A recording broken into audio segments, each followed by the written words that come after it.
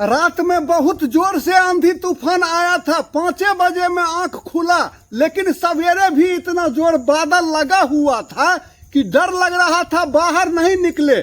थोड़ा सा फ्रेश जब समय हुआ है तो पन्नी लेकर के, पोलोथीन लेकर के गाछी के तरफ आए थे।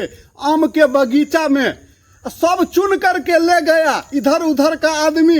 लेकिन चुनने के बाद देखिए ना, इतना आम मिला है अपने आम के बगीचा में।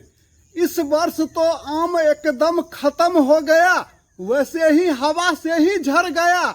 वीडियो दिखाए थे ना, आम जब मज्जर दिया था, टिकोला चारों तरफ पेड़ में मोती जैसे लटका हुआ था। जैसे लग रहा था कि इस वर्ष मिथिला आम से घिना जाएगा। लेकिन नहीं पता था कि प्रकृति के आपदा से पका हुआ आम जो खाने का सपना लगा हुआ है, वो सपना को ही वो आपदा खा जाएगा।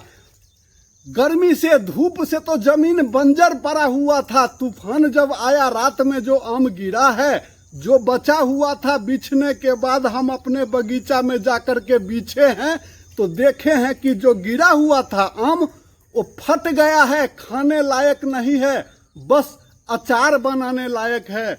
चुन करके क्या करूं, अपने पूर्वजों का रोपा हुआ पेड़ है, माया से रहा नहीं जाता है, दुख सहा नहीं जाता है।